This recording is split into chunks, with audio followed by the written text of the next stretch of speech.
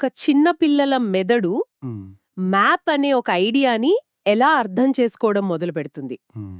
మనకిప్పుడు అది చాలా మామూలు విషయం అనిపించొచ్చు. అవును. కానీ ఒక 3 ఏళ్ల చిన్నారికి హ్మ్. అది అది ఒక పెద్ద ముందడుగు. హ్మ్. ఈరోజు మనం కొన్ని బాల్య విద్యా మెటీరియల్స్‌ను చూస్తున్నాం. హ్మ్. ఈ నైపుణ్యాన్ని మొదటి నుండి అంటే బేసిక్ లెవెల్ నుండి ఎలా నేర్పించవచ్చో అవి వివరిస్తున్నాయి. అవును. ఇక్కడ ఆసక్తికరమైన విషయం ఏంటంటే, మన రోజు చూసే మ్యాప్స్ వెనక ఎంత ఆలోచన ఉంటుందో అని. అంటే, మన చుట్టూ ఉన్న ప్రపంచాన్ని, ఈ 3D ప్రపంచాన్ని ఒక 2D కాగితంపైకి తీసుకురావడం అనేది, పిల్లల అభివృద్ధిలో ఒక చాలా కీలకమైన దశ. సరే, అయితే కొంచెం వివరంగా చూద్దాం. ఈ కార్యకలాపాల వెనుకున్న ప్రధాన లక్ష్యాలేంటి? హ్మ్. అంటే మనం సాధించాల్సిన సామర్థ్యాలేమున్నాయి? ప్రధానంగా 4 కీలకమైన నైపుణ్యాలున్నాయండి. చెప్పండి. ఒకటి పరిశీలన. అంటే, చుట్టూ ఉన్న వస్తువుల్ని, ప్రదేశాల్ని గమనించడం. గమనించడం. 2 ప్రాదేశిక అవగాహన. అంటే, ఒక వస్తువు ఎక్కడుంది, దాని షేప్ ఏంటని అర్థం చేసుకోవడం. ఓకే. 3 ప్రాతినిధ్యం అంటే చూసిన దాన్ని ఒక బొమ్మ రూపంలో గీయగలగటం. ఆ! రైట్. ఇక ఆఖరిది సింబాలిక్ థింకింగ్ అంటే ఒక బొమ్మ ఒక నిజమైన వస్తువుకు గుర్తు అని గ్రహించటం. చాలా ఆసక్తికరంగా ఉంది. మరి ఈ కృత్యం పేరేంటి? ఈ కృత్యం పేరు నమూనాలు మరియు పటాలు తయారు చేయటం, చదవటం, అర్థం చేసుకోవటం. బావుంది. దీనికేమైనా ప్రత్యేకమైన వస్తువులు కావాలా?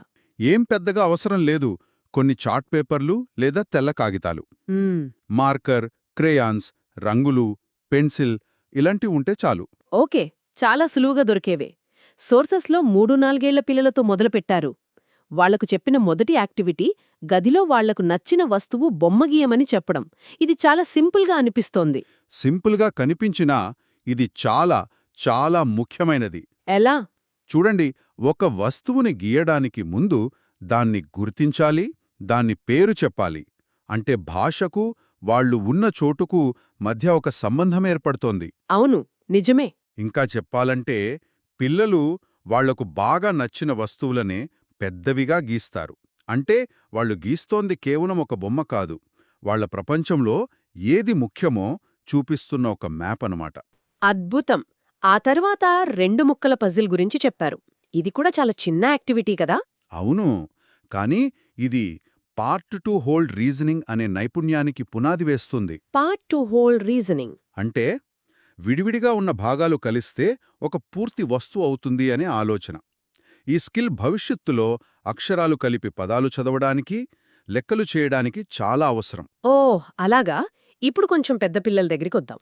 4-5 ఏళ్ల పిల్లలకి. వాళ్ళకి తరగతి గదికి ఒక చిన్న మ్యాప్ గీయమని సోర్సెస్ సూచిస్తున్నాయి. ఇది కొంచెం పెద్ద స్టెప్లా అనిపిస్తోంది. వాళ్ళు కన్‌ఫ్యూజ్ అయ్యే అవకాశం లేదా? ఉంటుంది. అందుకే దీన్ని స్టెప్ బై స్టెప్ చెయ్యాలి. ముందుగా గదిలోని వస్తువులను, మ్యాప్లోని బొమ్మలను పోల్చి చూపించాలి. ఉదాహరణకి ఇదిగో, ఈ చతురస్రం మన టేబుల్, ఈ గుండ్రం మన ఫ్యాన్ అని చెప్పినప్పుడు వాళ్ల మెదడులో సింబాలిక్ రిప్రజెంటేషన్ అనే కాన్సెప్ట్ బలపడుతోంది. అంటే ఒక గుర్తు ఒక నిజమైన వస్తువుని సూచిస్తుందని వాళ్లకు అర్థమవుతోంది. కరెక్ట్.